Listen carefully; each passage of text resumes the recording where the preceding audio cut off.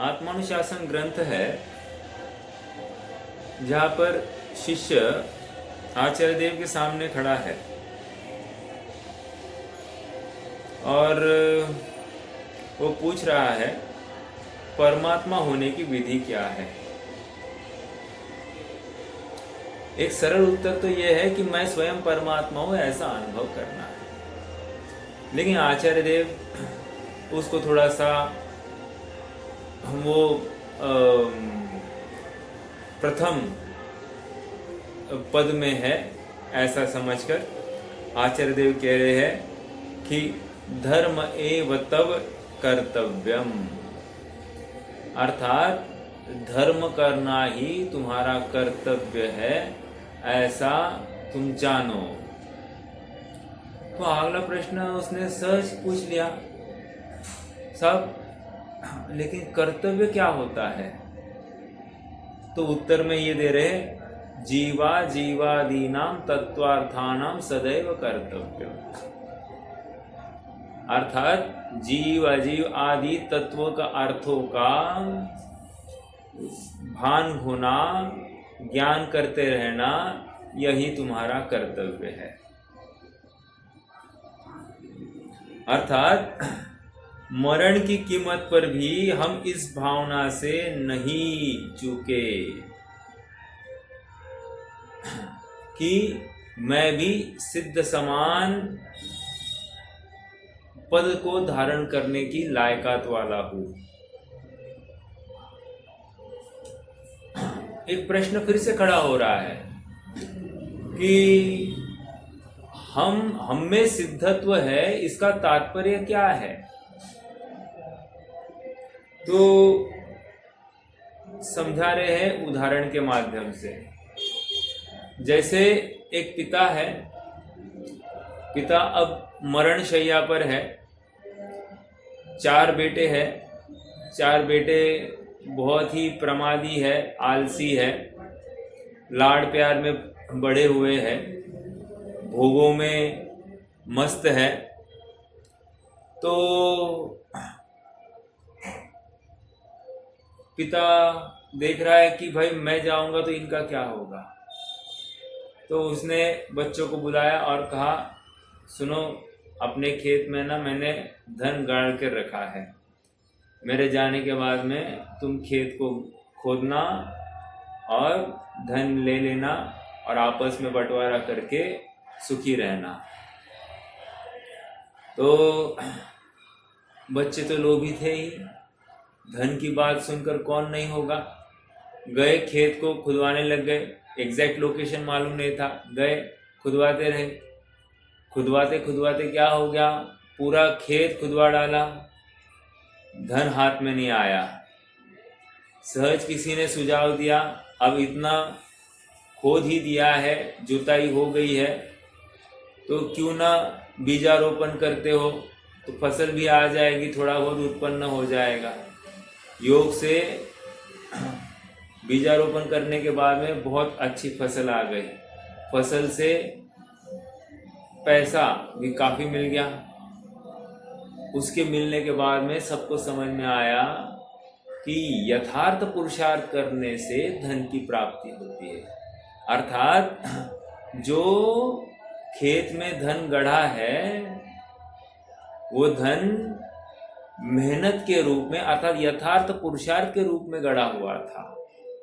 उसी प्रकार आत्मा में सिद्धत्व गढ़ा है का अर्थ इतना ही है कि योग्य प्रकार से उसके प्रति उसका प्रयास हो जाए, उसकी साधना हो जाए, तो हमारा सिद्धत्व भी प्रकट हो जाएगा। हमको लगता है इसलिए सिद्धत्व है और बस शांत रहना, ये कोई समझदारी नहीं है। जैसे हमने किसी को कहा आवे कब वो घड़ी जब मैं भगवान जैसा सिद्ध जैसा बनूं, ऐसा मुझे भावना हो रही है निरंतर। तो उसने कहा कि इसमें क्या है, डरना नहीं, हम सब भगवान ही तो है। अब ये स्टेटमेंट गलत नहीं है, लेकिन वो जितने इजीली कह रहा है, अर्थात उसको वर्तमान अवस्था के प्रति बिल्कुल भी खेद नहीं है। और जहां पर बिना खेद का कोई वचन करा जाए उस वचन में वो दम नहीं होता है, क्योंकि अपद में पर वस्तु में बैठकर वो वचन किए गए होते हैं। चलिए विषय अपना 173-174 गाथा प्रवचन सार। ज्ञान के विभाग अधिकार के अंतर्गत ही ये विषय चल रहा है, अर्थात ज्ञेयों को किस प्रकार देखना जानना, ये हमको आचार्य देव समझा रहे हैं। हम जैसे आज तक जानते आ रहे थे ऐसा नहीं जानना है, ये अब हमको इसमें से शिक्षा लेनी है। आचार्य देव को प्रश्न पूछा गया है, जब आत्मा में स्पर्श गुण नहीं है तो आत्मा पर पदार्थ को स्पर्श ही नहीं कर रहा है, तो उसमें बंध का कारण कैसे हो गया, अर्थात आत्मा बंधा कैसे है। तो आचार्य देव समझा रहे हैं ज्ञान से, अर्थात जिस प्रकार बिना पर पदार्थ को छुए तुम जान सकते हो कि नहीं पर पदार्थ को, हाँ जान सकते हो, उसी प्रकार बिना पर पदार्थ को स्पर्श किए तुम उससे बंध को भी प्राप्त हो सकते हो। कैसे?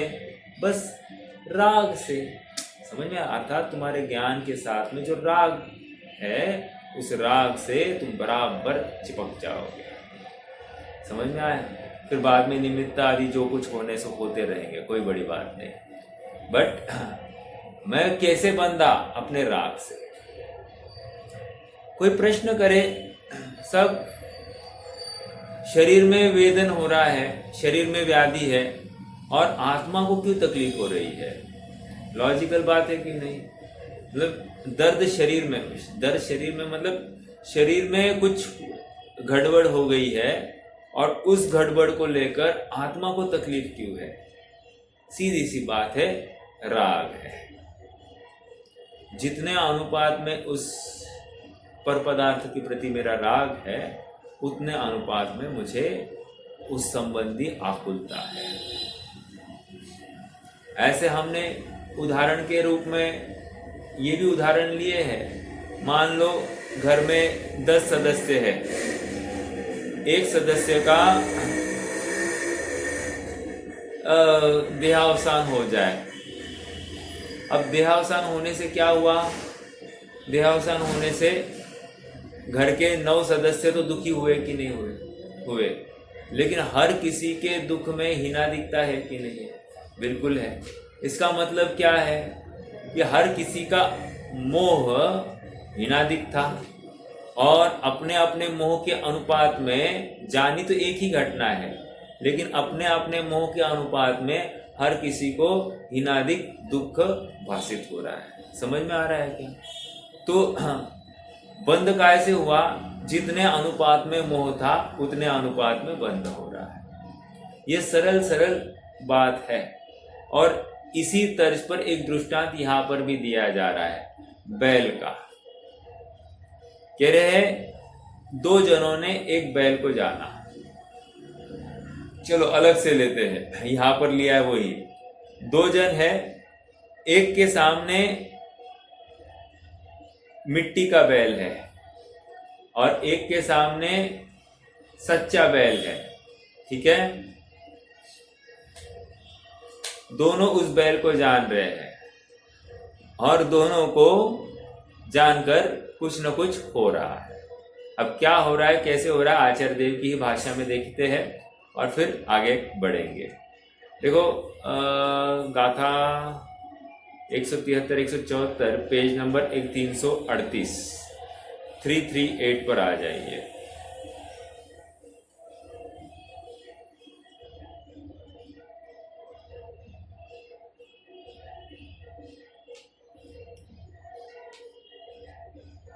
बीचों बीच देखो मैं वहां से पढ़ने चालू करता हूं। प्रश्न हम सबको ज्ञात है कि भाई अमूर्तिक आत्मा का मूर्तिक पुद्गल के साथ में बंधन कैसे हुआ। दोनों की भिन्न भिन्न जाति होने के कारण ये संभव नहीं है, और दूसरी बात आत्मा में स्पर्श नाम गुण ही नहीं है, तो बंध कैसे हुआ है। बीचों बीच देखिए, यह शिष्य की शंका है जिसका समाधान आचार्य देव इस प्रकार करते हैं। अब समाधान चालू हो रहा है। जिस प्रकार रूपादि गुणों से रहित जीव रूपी द्रव्यों को तथा उनके गुणों को देखता जानता है, उसी प्रकार रूपादि रहित जीव कर्म पुद्गलों के साथ बंधता है। यदि ऐसा न हो तो देखने जानने के संबंध में भी यह प्रश्न अनिवार्य हो जाता है कि अमूर्त मूर्त को कैसे जान सकता है। समझ में आया? अगर आप कहो कि अमूर्तिक वस्तु मूर्तिक को कैसे जान रही है, ये पहले बताओ। आप नहीं बता सकते ना, नहीं स्वभाव से जान सकती है, बराबर। तो फिर ये भी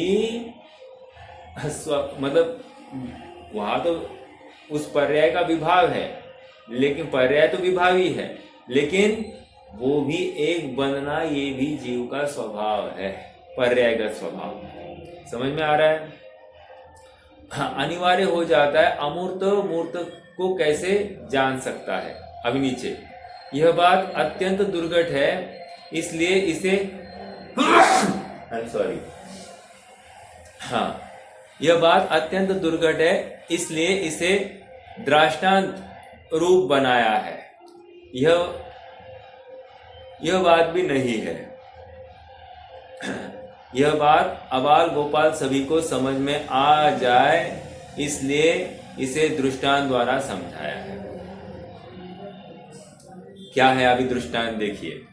जिस प्रकार बालक अथवा वृद्ध दो जन लिए हैं, बालक अथवा वृद्ध या ग्वाले का, वृद्ध मतलब ग्वाला, उससे पृथक रहने वाले मिट्टी के बैल अथवा वास्तविक बैल को जानने देखने पर भी, मतलब बालक ने मिट्टी के बैल को जाना और वृद्ध या ग्वाले ने वास्तविक बैल को जाना।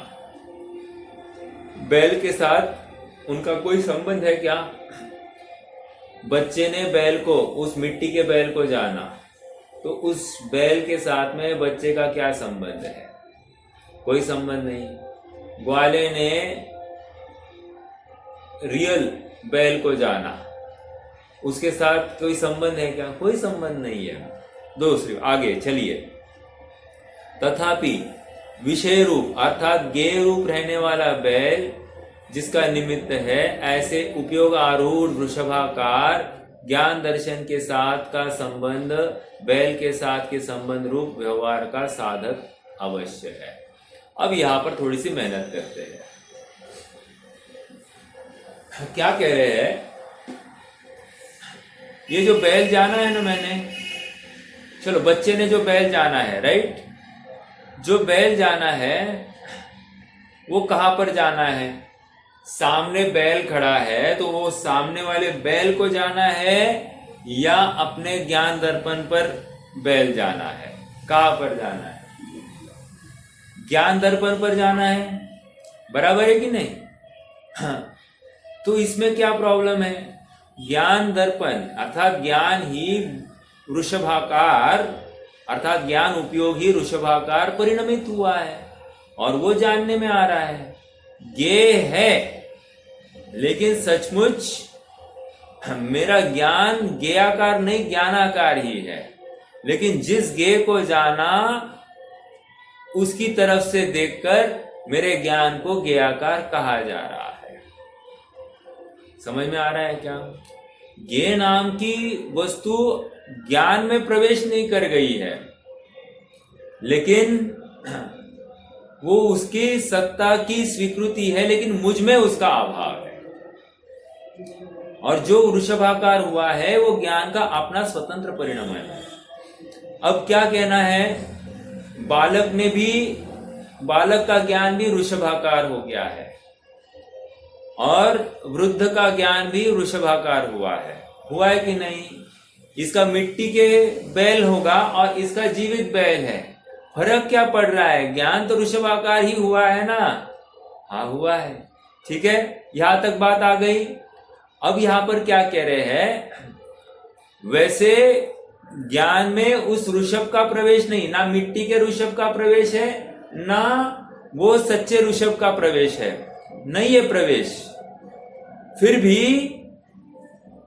व्यवहार से इस ज्ञान का उस ज्ञेय के साथ संबंध स्थापित किया जाता है कि नहीं?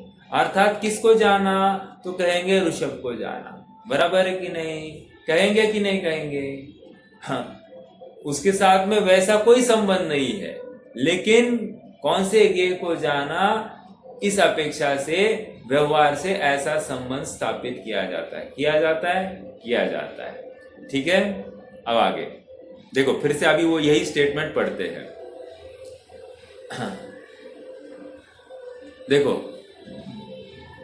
जिस प्रकार बालक अथवा वृद्ध या ग्वाले का उससे पृथक रहने वाले मिट्टी के बैल अथवा वास्तविक बैल को देखने जानने पर भी बैल के साथ कोई संबंध नहीं है, तथापि कोई संबंध नहीं है, देखने जान रहा है। ये देखो, पहले तो कह रहे देख रहा है, जान रहा है एक, और दूसरी बात कह रहे हैं उसके साथ में कोई संबंध नहीं। कोई संबंध नहीं मतलब क्या? स्वस्वामी संबंध नहीं है। अर्थात ये बैल का स्वामी मैं हूं, बैल का कर्ता मैं हूं, बैल का भोक्ता मैं हूं, बैल में एकत्व मैं कर रहा हूं, ऐसा कोई भी संबंध नहीं किया जा सकता।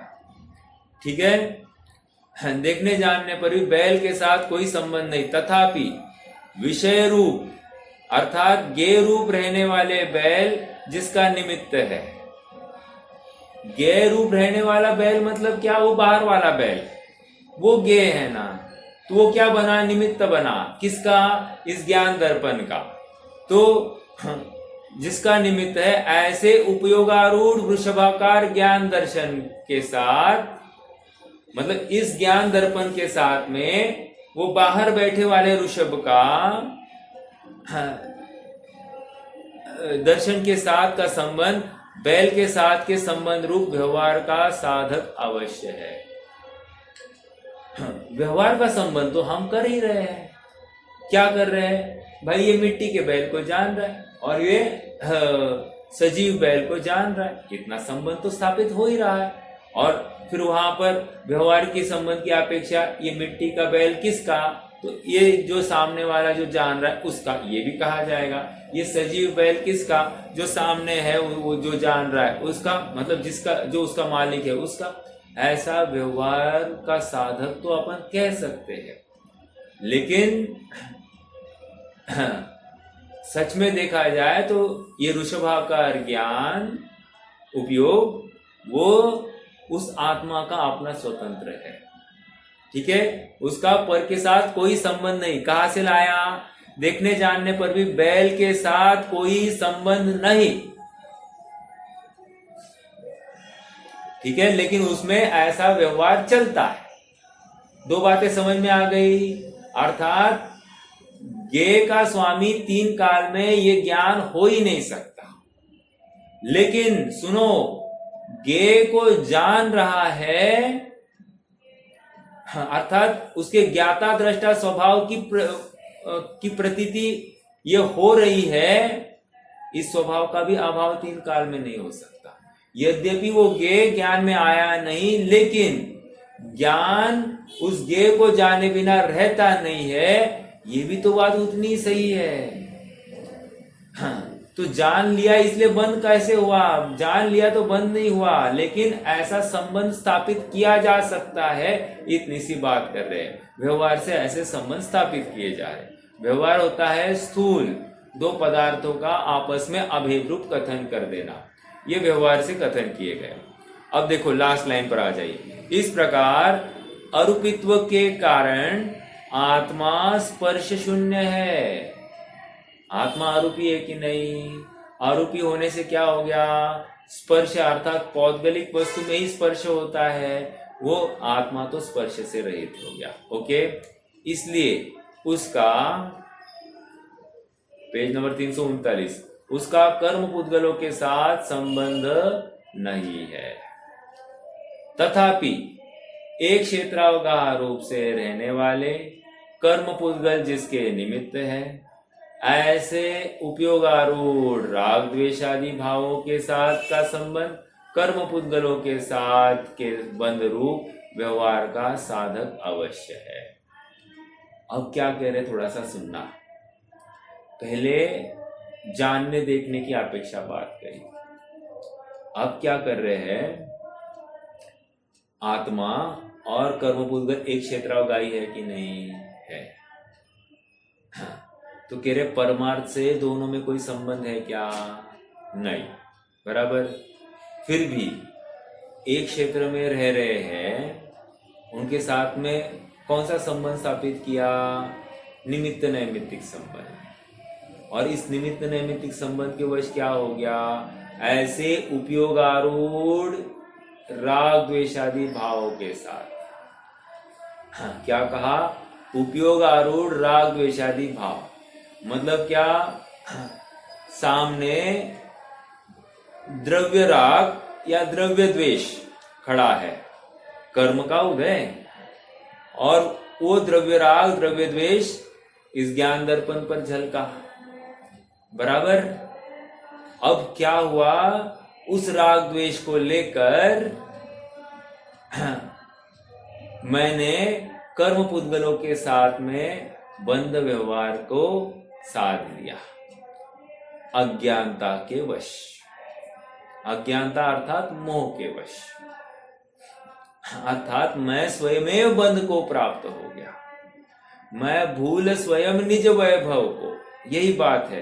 तो कह रहे अपनी चैतन्य सत्ता का भान भूल गया, मैं स्वयं सिद्ध समान हूं ये भूल गया, और मैं पर पदार्थों में ही अपनत्व स्थापित करता हुआ भटक रहा हूं। एक उदाहरण देता हूं, उदाहरण के माध्यम से और थोड़ी सी बात आपको बैठ जाएगी, राग कैसे हो रहा है। देखो, एक ब्रह्मचारी था, ठीक है। ब्रह्मचारी एक दिन बावड़ी के कोर पर सो रहा था, ठीक है। कोर मतलब क्या? बावड़ी की रिंग होती है ना, उस रिंग पर सो रहा था। और सोते सोते मतलब नींद, अच्छी नींद लग गई उसको। नींद में एक स्वप्न देखा। स्वप्न में ये देखा कि मेरी शादी हो गई है। शादी में देखा कि उसको 3 बच्चे हो गए। अरे देखो, स्वप्न में कितनी फास्ट काम हो जाते हैं। ब्रह्मचारी, शादी हो गई, शादी होने के बाद में 3 बच्चे हो गए। 3 बच्चे हो गए, पत्नी कह रही है जरा उस साइड में खिसको। पत्नी क्या कह रही है? जरा उस साइड में खिसको, क्यों बीच में बच्चे होंगे, उस साइड में खिसको। तो खिसको कह दिया तो ये खिसक गया। खिसक गया तो ये बराबर बावड़ी में गिर गया। तो गिर गया, ये गिर गया तो एकदम से नींद उड़ गई, हड़बड़ा गया। पत्नी नहीं दिख रही, बच्चे नहीं दिख रहे। उतने में एक आदमी आया, चिल्लाने लग गया। आदमी आ गया, उसने उसको बचाया, बाहर निकाला। बाहर निकालने के बाद में इस ब्रह्मचारी ने उसको पूछा, क्यों भाई, तुम्हारी शादी हो गई है? बोला हाँ हो गई है। तो तुम अभी तक यहाँ बाहर कैसे हो? मेरी तो स्वप्न में शादी हो गई और मैं अंदर गिर गया। वो क्या कह रहा है? मेरी स्वप्न में शादी हो गई और मैं अंदर गिर गया, तुम बाहर कैसे हो? कहने की बात इतनी है, ये सारी बातें कल्पना में ही तो हुई है। ये राग द्वेष जो कुछ हुआ है कल्पना में हुआ है। हाँ, पर पदार्थ के साथ में अपनत्व जो स्थापित हुआ है वो कल्पना में हुआ है। और जैसे ही बावड़ी में गिर गया, अर्थात मोह निद्रा टूट गई, तो ये सब कल्पना भी चूर चूर हो गई है। समझ में आ रहा है क्या? यही तो हो रहा है। अर्थात जैसे ही मोह निद्रा का नाश हो गया, वैसे ही जितने भी उस संबंधी आसक्ति भाव थे या द्वेष के भाव थे, वे सब साफ हो जाते हैं।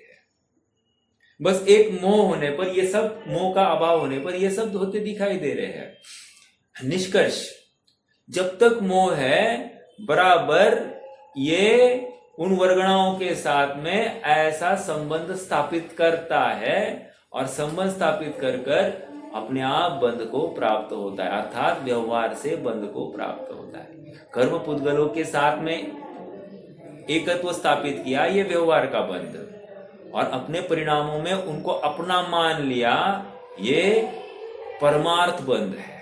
समझ में आ रहा है क्या? परमार्थ बंध क्यों कह रहा हूं? क्योंकि ये स्वयं उनसे बंधा हुआ है।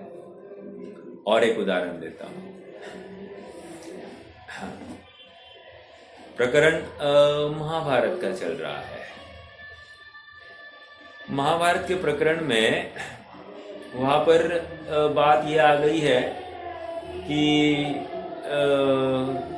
नेमिनाथ के समोशरण में श्री कृष्ण जाते हैं और पूछते मतलब उनको विकल्प आता है कि ये द्वारका नगरी का अभाव कैसे होगा, नाश कैसे होगा।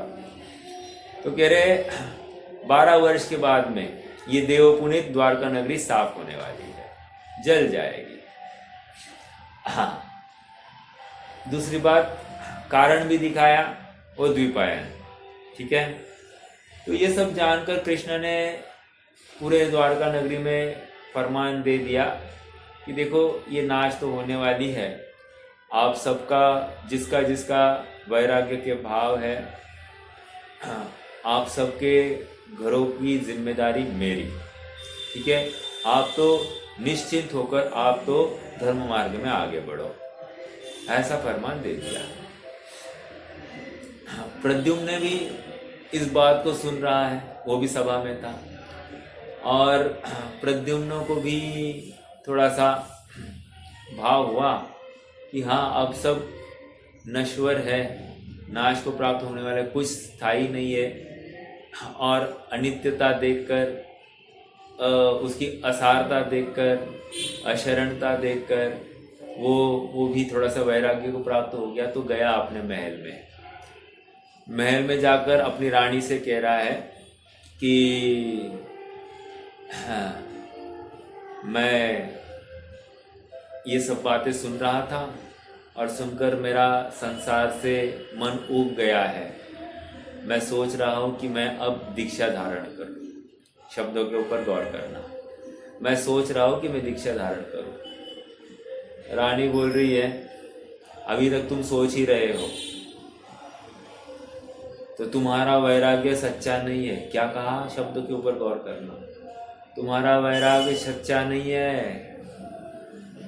अब तुम मुझे अनुमति दो अथवा नहीं दो, मैं चली। कौन कह रही है? रानी कह रही है। और ये भाई साहब अभी भी बैठे हैं। कहने की बात इतनी है कि हम निरंतर ये दावा करते रहते हैं कि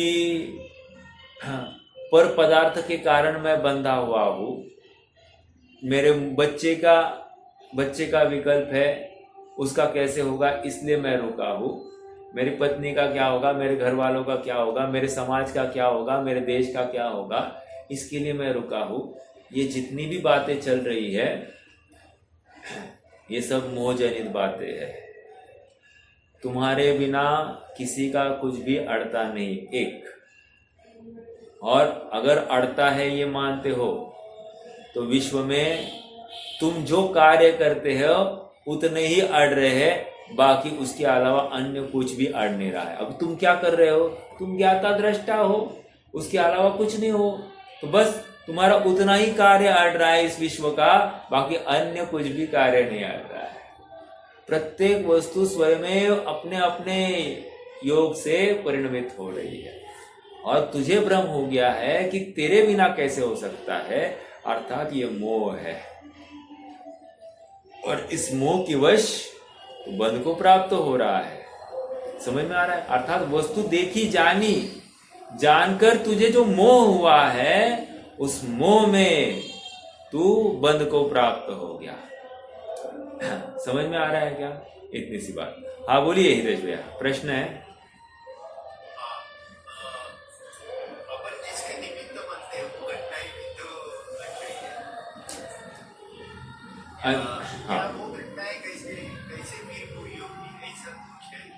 हाँ, ये प्रश्न समझ में आया। देखो अभी जैसे मैं हूं, मैं अपना एक पिता का, बेटे का, पति का, भाई का, एक विद्वान के रूप में ये सब ये सब रोल अदा कर रहा हूं कि नहीं कर रहा हूं। अब यहाँ पर क्या प्रश्न इनका ये है कि अब मैं यहाँ नहीं हूं तो इनमें से कौन से घटनाएं घटेगी? नहीं घटेगी। यहाँ पर इतना ही समझना है, जब तक संसार अवस्था है तब तक सब कार्य स्वयं होते रहेंगे। यहाँ पर इतना समझाना है कि तू इन कार्यों का करता है, इस बुद्धि से बाहर निकल। समझ में आया क्या? इतना ही कह रहे हैं कि मैं इनको करता हूं। जैसे अभी मैं प्रवचन कर रहा हूं तो प्रवचन का कर्ता मैं हूं, मैं सोचता हूं, मैं तर्क और युक्ति से उत्तर दे रहा हूं। इन सब बातों को तो भूल जा। क्यों? क्योंकि ये जितनी भी बातें निकलने वाली है सब सुनिश्चित है। तुम्हारी ज्ञान पर्याय में कौन सी ज्ञान बात आने वाली है ये सब सुनिश्चित है, और तुम क्या बोलने वाले हो सब सुनिश्चित है। तुम तो मात्र स्क्रिप्ट को बोल रहे हो। कहाँ लिखी है? तुम्हारे आत्मद्रव्य में लिखी है। तुम भ्रम पालना छोड़ दो कि तुम बोल रहे हो। समझ में आ रहा है क्या? यहाँ पर यह समझा रहे हैं, भाषा तो निकलेगी, वचन तो निकलेगी, मैं रहूंगा यहाँ पर, वचन तो निकलेंगे, लेकिन मैं उनका स्वामी बनके अगर कुछ कर रहा हूं तो वो अपराध है, वो बंध का कारण है। वचन निकल रहे हैं और मुझे उसका स्वामीपना नहीं है, तो यहाँ पर कह रहे हैं अकर्ता स्वभाव है, तो मैं बंध को भी प्राप्त नहीं हो रहा हूं ना। हमारा मूल प्रयोजन बंध को प्राप्त नहीं होने की बात है, तो बस बंध को प्राप्त नहीं हुआ। जान तो रहा हूं मैं कि ये सब कार्य हो रहे हैं, लेकिन बंधन को प्राप्त नहीं हो रहा। जैसे अनंत भगवान वाणी खिर रही है और बंध को प्राप्त नहीं हो रहे हैं। समझ में आ रहा है कि ऐसा क्यों हुआ, कैसे हुआ? स्वयमेव ऐसी योग्यता है खिरने की, तो खिर रहे हैं वचन, ठीक है, लेकिन वहां बंध को प्राप्त नहीं। मतलब ये कैसे होंगे, ये प्रश्न निरर्थक है। जो होना है वो होकर रहेगा, स्व समय में होगा और उसी द्रव्य के निमित्त से होगा। समझ में आ रहा है? ऐसा ही है। तो नहीं, ऑनेस्टली ये प्रश्न आते हैं, फिर मैं नहीं करूंगा तो कौन करेगा? अर्थात हम फिर से नहीं करने के कर्ता बन रहे हैं। आप पकड़ रहे हैं क्या मेरी बात को? मतलब मैं अकर्ता स्वभावी हूं, तो हम अब क्या मानने लग गए? मैं अब कुछ नहीं करूंगा। समझ में आया क्या? मैं कुछ नहीं करूं का कर्ता बन गया, नहीं करूं का कर्ता, और ये भी कर्ता बना है, अकर्ता तो हुए नहीं हो। समझ में आया? इसलिए ज्ञाता दृष्टा अर्थात ये ज्ञान जो स्वभाव है, ये स्वपर प्रकाशी स्वभाव है, ये जानने की सामर्थ्य लगता है, लेकिन जानने के बाद में राग द्वेष जो करना है, राग द्वेष क्यों कर रहा है? क्योंकि पर पदार्थ आया नहीं है। तो आया नहीं है तो कोई गे इष्ट अनिष्ट हुआ नहीं है। जब गे इष्ट अनिष्ट हुआ नहीं है तो फिर वो मात्र गे रूप है। मात्र गे हुआ तो फिर फर्क क्या पड़ा? जैसे सोना जाना और विष्टा जानी। सोना क्या है? स्पर्श रस गंध वर्ण है।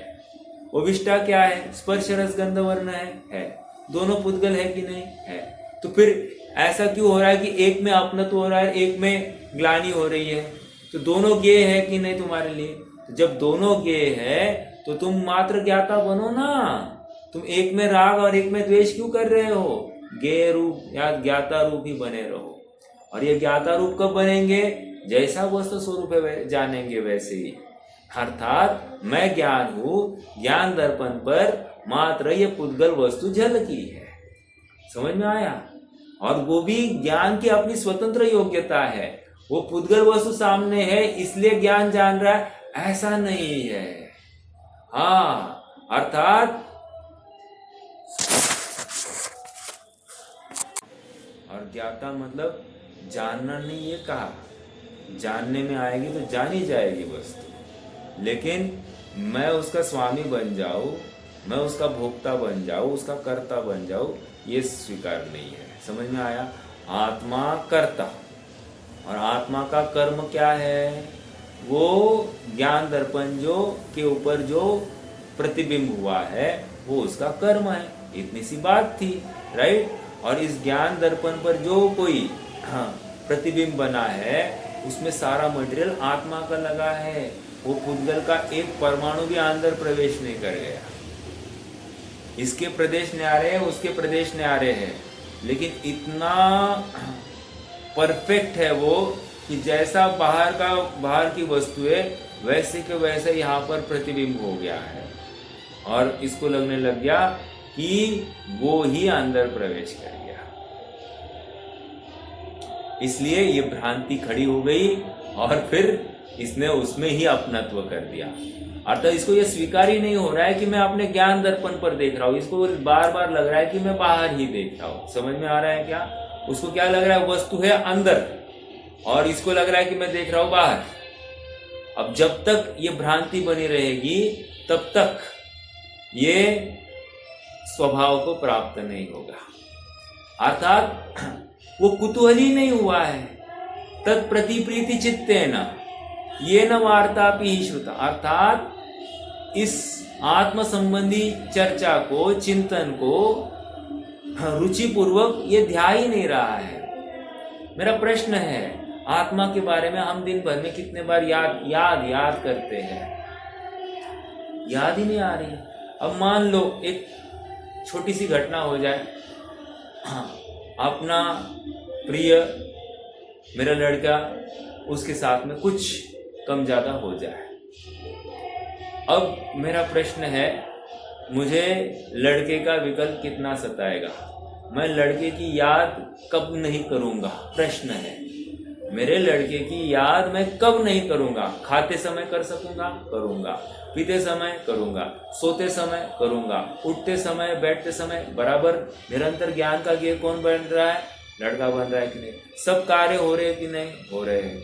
और फिर भी लड़का निरंतर मेरे ज्ञान का गेय बन रहा है। हो रहा है कि नहीं? ये क्यों हुआ? क्यों हुआ? रुचि है। समझ में आ रहा है क्या? उसी प्रकार आत्म पदार्थ में रुचि है क्या? अगर रुचि है तो निरंतर प्रत्येक समय मुझे आत्मा दिखाई देना चाहिए। मुझे ज्ञेय नहीं दिखता है, मुझे आत्मा दिखाई देता है।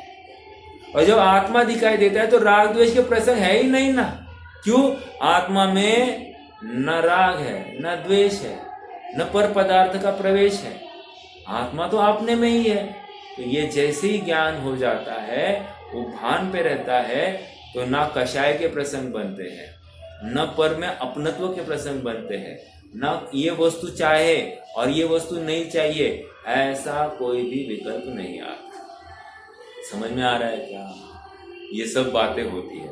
अब जितनी भी बातें हो रही है, ज्ञानी अर्थात चतुर्थ गुणस्थान वाला, उसको भी 6 खंड चाहिए ऐसा बोल रहा है। भाषा चाहिए की है, लेकिन इसमें से एक परमाणु भी मेरा हो नहीं सकता। ये श्रद्धान अटूट अंदर पड़ा है, ऐसी भी अवस्था हो सकती है। समझ में आ रहा है क्या? तो ये बिल्कुल विचारणीय बिंदु। हाँ,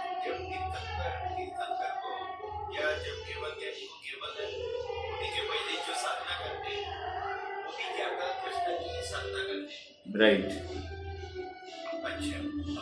हाँ, अर्थात पर पदार्थ अपने लिए न सुख का कारण है न दुख का कारण है। इस स्ट्रॉन्ग कन्विक्शन के बल पर ही वे आगे बढ़ रहे हैं। समझ में आ रहा है क्या? ये बहुत विचारणीय बिंदु है। मतलब बारंबार ये चिंतवन तो आए, चिंतवन आने के बाद में वो आत्मा अंदर जाएगा। समझ में आ रहा है? अभी तक ये निर्णय नहीं हो रहे अपने कि पर वस्तु कुछ मुझे प्रभावित करती है कि नहीं करती है। मैं कौन सी वस्तु को जान रहा हूं ये भी नक्की नहीं कर रहा है। तो यहाँ पर कह रहे हैं, जैसे तूने पर वस्तु को देखा जान, उसी प्रकार पर वस्तु के साथ में तेरा बंध भी हो गया। समझ में आया? पर वस्तु पुद्गल है कि नहीं, उसको जान रहा है कि नहीं, जान रहा है। तो पर वस्तु के साथ में बंध भी उसी प्रकार से। क्यों? उस समय में राग द्वेष हो गया। ठीक है? और मान लो तूने जिस प्रकार वस्तु को जाना, अर्थात जैसे वस्तु, ये पर वस्तु है, ये मेरी है ही नहीं, ऐसा नक्की करते हुए मात्र ये ज्ञान का गेय बन रही, तो जाना तूने, तो जानने पर राग द्वेष हुआ ही नहीं। राग द्वेष हुआ नहीं तो बंध को हुआ प्राप्त हुआ नहीं। अर्थात बस इसने किस प्रकार से जाना है, उस प्रकार या तो बंध या तो अबंध। इसके उदाहरण बहुत अच्छा देते हैं विद्वान। मान लो अपने पास में 100 रुपए है, उस 100 रुपयों का मतलब विनिमय कैसे करना, अर्थात उसका यूटिलाइजेशन कैसे करना। कोई कहेगा साहब एक पिक्चर देख कर आ सकते हैं, कोई कहेगा नहीं होटल में जाकर आते हैं, कोई कहेगा लॉन्ग रन पर जाके आते हैं, कोई कहेगा भाई एक शास्त्र खरीदते हैं और अपन अपना स्वाध्याय करेंगे। तो ऐसे अनेक पहलू मात्र उस 100 रुपए के साथ में दिखाई दे रहे हैं, और जैसा उसका यूज करने का विकल्प करेगा वैसा बंद होगा। समझ में आ रहा है क्या? उसी प्रकार मेरा उपयोग स्वभाव है, और इस उपयोग स्वभाव में मैं इस उपयोग को कैसे यूटिलाइज कर रहा हूँ। मैं अगर उसको विषय कषाय में लेके जा रहा हूँ तो मुझे बंद हो रहा है, और मैं उसको विषय कषाय को नहीं, मैं अपने ज्ञाता स्वभाव को ध्यान के लिए लगा रहा हूँ तो मुझे बंद नहीं हो रहा है। समझ में आ रहा है क्या? तो बस इतनी सी बात है। चलिए देखिए क्या कह रहे हैं अभी यहाँ पर। बाल शब्द हो गया ना, ये उपयोग, ऐसे उपयोग आरूढ़ शब्द के ऊपर गौर करना। उपयोग आरूढ़, उपयोग आरूढ़ मतलब क्या? उपयोग में जो बैठ गया है। अब कौन बैठा है? राग द्वेष आदि भाव, अर्थात मैं राग द्वेष का करता हूं, ऐसा इसको बैठा है। समझ में आया? तो ये क्या है? राग द्वेषादि भाव के साथ का संबंध कर्म पुद्गल के साथ के बंध रूप व्यवहार का साधक अवश्य है। एक शब्द की ओर गौर करना, व्यवहार। कर्म पुद्गल के साथ बंध रूप व्यवहार का साधक अवश्य है। व्यवहार कह रहे हैं, और व्यवहार कैसा होता है? अभूतार्थ होता है, सत्यार्थ नहीं होता, परमार्थ नहीं होता, लेकिन वो कहने में आता है। कहा है इसका मतलब हो गया, ऐसा नहीं। समझ में आ रहा है क्या? व्यवहार कहे जाएंगे लेकिन मानना नहीं है। अगर व्यवहार को सर्वथा उड़ा देंगे तो क्या होगा? पूरी लोक व्यवस्था एकदम डगमगा जाएगी, पूरा चरणान योग डगमगा जाएगा, पूरा करणान योग खड़ा रह नहीं पाएगा। इसलिए व्यवहार की स्थापना होगी, और स्थापना होने के बाद में उसका खंडन भी होगा। देखो और एक बात, जैसे एक पहलवान है ना, पहलवान कुश्ती खेल रहा है। अब मान लो सामने वाले ने कुछ, पहलवान मतलब WWF वाला जो ठोसे लगाता है। अब जो ठोसे लगा रहा है, मान लो उसने एक ठोसा लगाया सामने वाले को, और सामने वाला गिर गया नीचे। अब नीचे गिरने के बाद में उसको अलाउड नहीं है नीचे उसको मारने के लिए, तो क्या किया जाए? उसको खड़ा होने की इजाजत दी जाती है। इसको बोलता है रुक जा, इसको पहले खड़े होने दे। खड़ा होने के बाद में उसके सामने 10 गिने जाते हैं। 10 गिनने के बाद में फिर ये होश में है, समर्थ है लड़ने के लिए, तो लड़ाई चालू करते हैं। बराबर है कि नहीं? उसी प्रकार यहाँ पर कह रहे हैं व्यवहार को पहले खड़ा किया जाए, खड़ा करने देते हैं और फिर व्यवहार का खंडन करेंगे। व्यवहार को खड़ा ही नहीं किया तो खंडन काय का करेंगे? समझ में आ रहा है क्या? तो पहले व्यवहार को खड़ा किया जाएगा, और खड़ा करके फिर उसका निषेध भी किया जाएगा। तो प्रश्न अपने आप खड़ा हुआ कि अगर आपको व्यवहार को निषेध करना ही था तो आपने उसको खड़ा क्यों होने दिया? तो उत्तर इतना ही है कि उसको निषेध इसलिए किया क्योंकि व्यवहार के बिना तुझे वस्तु भी तो कहाँ समझ में आ रही है, वस्तु ही समझ में नहीं आ रही। इसलिए वस्तु को समझाने के लिए व्यवहार का अवलंबन लेना पड़ा, और जब वस्तु समझ में आ गई तो व्यवहार का अपने आप निषेध होगा।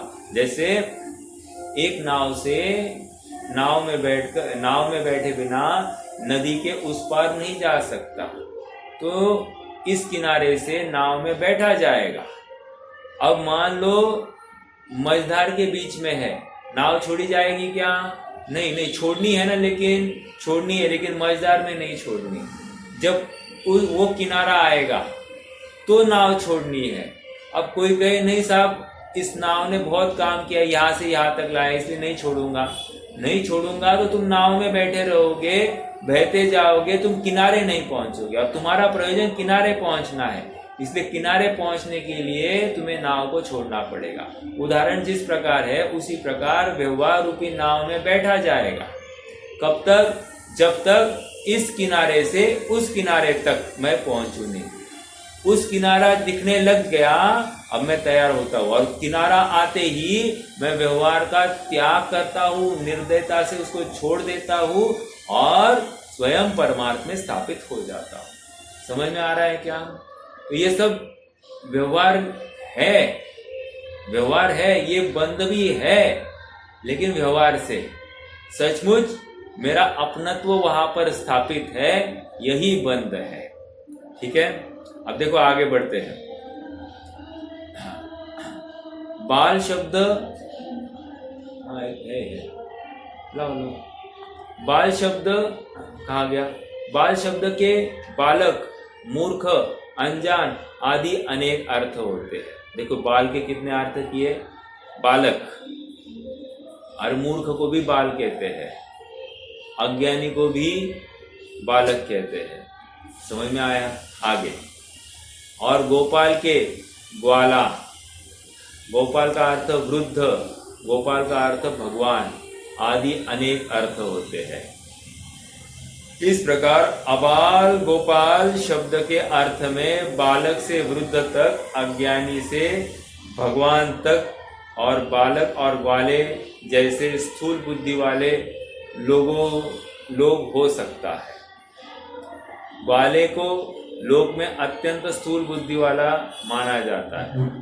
इस कारण यहाँ यह कहा गया है कि बालक और ग्वाले जैसी स्थूल बुद्धि वाले की भी समझ में आ जावे, इसलिए दृष्टांत द्वारा समझाया गया है। अब क्या समझाया गया?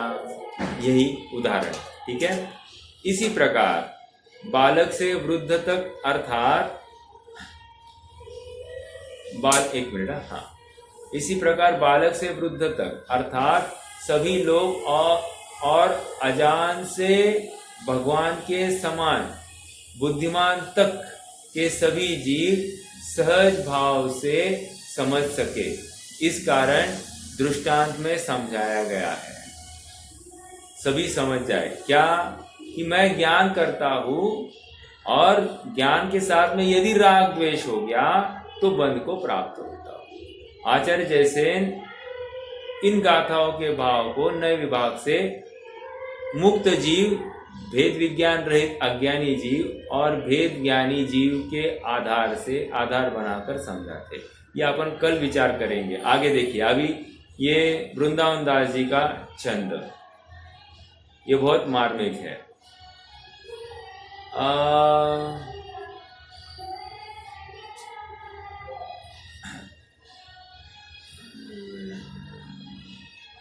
ये नहीं पढ़ेंगे, डायरेक्टली दूसरा छंद पढ़ते, उसका आंसर पढ़ेंगे। देखो पेज नंबर 340 पर आ जाइए। देखो मैं डायरेक्ट अर्थ पढ़ रहा हूं, मिल रहा है 70 नंबर के छंद के नीचे। विविध गुण पर्याय वाले घटपट आदि अनेक रूपी द्रव्यों को अरूपी जीव भली भांति देखता जानता है। यह तो अबाधित प्रत्यक्ष प्रमाण से सिद्ध बात है। प्रत्यक्ष प्रमाण मतलब कौन सा प्रमाण हो गया? फिर से, विविध गुण पर्याय वाले घटपट आदि अनेक रूपी द्रव्यों को रूपी जीव भली भांति जानता है। यह तो अबाधित प्रत्यक्ष प्रमाण से सिद्ध बात है। प्रत्यक्ष प्रमाण मतलब यहाँ पर साम्यवादी प्रत्यक्ष। ठीक है, यदि इस आत्मा का अस्तित्व नहीं होता तो उन्हें कैसा देखता जानता? नहीं देखता जानता, राइट। इसी प्रकार जीव और पुद्गल कर्म के बंध का विधान जानना चाहिए। इस प्रकार यह अमिलाप रूप, इस प्रकार यह अमिल मिलाप नहीं है, अपितु जिस प्रकार शब्द कान से जुड़ते हैं उसी प्रकार का सहज मिलाप है। मतलब मिलाप है मतलब क्या, ज्ञान में जानना हो रहा है। आगे देखो, यदि जीव में देखने जानने की शक्ति नहीं होती तो फिर संसार में बंधन की जानकारी भी कैसे होती। यह देखने जानने वाला जीव मोह राग द्वेष रूप विकारी भावों से सदा स्वयं बंधन को प्राप्त होता। राग स्निग्ध भाव है और द्वेष भाव रुक्ष भाव है। मैं 75 के बाद का सब पढ़ रहा हूँ। राग स्निग्ध भाव है और द्वेष रुक्ष भाव है। इन्हीं के निमित्त से पुद्गल कर्मों का बंध होता है। आत्मा के प्रदेशों में अनादिकाल से द्रव्य कर्मों का बंधन है, उसमें नए कर्मों का बंध होता है। यह बात निर्विवाद है। यह बंधन की प्रक्रिया व्यवहार से कही गई है, निश्चय नय से तो बंध होता ही नहीं है। जहाँ अशुभ उपयोग है वहाँ 3 प्रकार के मोह होता ही है। 3 प्रकार का मोह मतलब पर में अपनत्व रूप दर्शन मोह और चारित्र मोह 2 प्रकार के, राग द्वेष, ऐसे 3 प्रकार का मोह होता है। ठीक है। अब देखो 342 पर आ जाइए, है 5-6 मिनट है तो अपन ये इतना कल स्वामी जी को पढ़ेंगे, आज बाकी का पढ़ लेते हैं। जैसे ग्वालों के बालक सच्चे या मिट्टी के बने हुए बैल को देखकर जानकर राग के जोर से उनमें अपनापन स्थापित करता है। अब क्या कह रहे हैं, समझ में आ रहा है क्या? मान लो मिट्टी का बैल है, बच्चे ने जाना, ठीक है, मिट्टी का बैल बच्चे ने जाना, उसने अपनत्व स्थापित किया कि नहीं किया? किया। और मान लो ये सजीव बैल है तो ग्वाले ने उस सजीव बैल में अपनत्व किया कि नहीं किया? किया। दोनों ने क्या किया है? दोनों पर वस्तु थी ना, ये मिट्टी का बैल भी पर वस्तु थी और वो सजीव जीव वस्तु भी पर वस्तु थी कि नहीं थी। लेकिन दोनों ने किया क्या है? राग ही किया कि नहीं? हो सकता है क्या, जैसे बच्चे की तरफ से बच्चे का वो मिट्टी का बैल किसी ने चुरा लिया, दुखी होगा कि नहीं होगा? होगा। इसका मतलब राग हुआ कि नहीं हुआ? हुआ। अब वैसे ही किसी ने ये सचेतन बैल चुरा लिया तो इसको राग द्वेष होगा कि नहीं होगा? होगा। अर्थात कार्य क्या हुआ? भले ही इसने मिट्टी का बैल जाना, इसने सजीव बैल जाना, लेकिन दोनों को राग हुआ है। समझ में आया? क्यों हुआ? देखो, मिट्टी के बने हुए बैलों को देखकर जानकर राग के जोर से उनमें अपनापन स्थापित करता है। तो राग के वश दोनों ने अपनापन स्थापित किया है बैल में। जब उनका कोई निकटवर्ती बैलों को छोड़कर ले जाता है, मारता है, तब वे बहुत अधीर हो जाते हैं, रोते धोते हैं और शोर मचाते हैं। समझ में आया? बैल कुछ भी हो, कोई भी हो, at the end of day दोनों, अज्ञानी भी और बड़ा व्यक्ति भी, दोनों क्या करते हैं? दुखी होते दिखाई दे रहे। हे भेद ज्ञानियों, उक्त स्थिति में विचार करके देखो कि वे बालक बैलों से स्वयं की ममता की डोर से ही बंधे। अंडरलाइन दिस, यहाँ पर इन्होंने बंद कर दिया क्या? कि वे बालक बैलों से स्वयं की ममता की डोर से बंधा है। उसी प्रकार पुद्गल कर्म को मात्र बाह्य निमित्त है, निश्चय नय से तो जीव अशुद्ध उपयोग की मरोर से ही बंधा है। अर्थात मेरा ही उपयोग मलिन हुआ है और इसलिए मैं बंध को प्राप्त हो गया।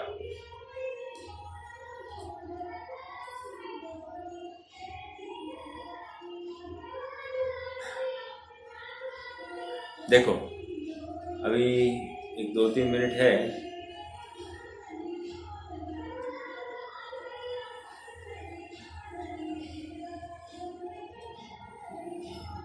चलो, कोई विशेष नहीं है लेकिन पढ़ लेते हैं, अभी 2 मिनट है तो। जीव अमूर्तिक है, पेज नंबर 343, जीव अमूर्तिक है तथा वर्णादिक गुणों से रहित है। घटपटादिक पुद्गल ही वर्णादिक गुण सहित है। यह वस्त्र सफेद या पीला, इस प्रकार वर्णादिक गुण घटपट रूप पुद्गल स्कंदों में कहे जाते हैं। और अमूर्तिक आत्मा उन श्वेत पीतादिक को जानता देखता है। यह गुरु शिष्य को समझाकर कह रहे हैं कि शिष्य तुम अब अपना उत्तर सुनो। जिस प्रकार अमूर्तिक आत्मा वर्णादि गुण संपन्न पुद्गलों को जानता है, उसी प्रकार अमूर्तिक आत्मा वर्णादि गुण वाले कर्म वर्गणाओं से बंध जाता है। कंक्लूजन इतना ही है, मोह है बंध है, मोह नहीं है बंध नहीं है। यहाँ पर अशुद्ध उपयोग नामक डोरी से ये बंध गया है। समझ में आया? और ये अपनी ही डोरी है और अपनी डोरी को अपने को ही तोड़ना है। जैसे मैंने उदाहरण दिया था उस ब्रह्मचारी का, एक तो शादी भी हुई नहीं है, शादी हुई नहीं तो बच्चे भी हो गए, बच्चे हुए नहीं तो वो बावड़ी में भी गिर गया। मतलब स्वप्न में कहाँ तक गिर सकता है, ये आपने को समझना है। और अपने को भी ये अनादिकाल से चली अपनी इस मोह निद्रा को तोड़ना है। अर्थात ये गेय मिश्रित ज्ञान को करते हुए उसका कर्ता नहीं बनना है, अर्थात गेय का कर्ता नहीं बनना है। और सुनो, ज्ञान का कर्ता होता है ये कहना भी मतलब निश्चयात्मक कथन है, लेकिन वो ज्ञान भी स्वयं की योग्यता से प्रकट हो रहा है। अर्थात ये ज्ञान करूं या नहीं करूं, ये चॉइस भी मेरे पास में नहीं है। समझ में आ रहा है? हाँ, ठीक है। चलिए आज के लिए रुकते हैं। कल स्वामी जी के बारे में अपन पढ़ लेंगे और फिर आगे बढ़ेंगे। कोई प्रश्न है तो रख सकते हैं, नहीं तो जिनवास्तु।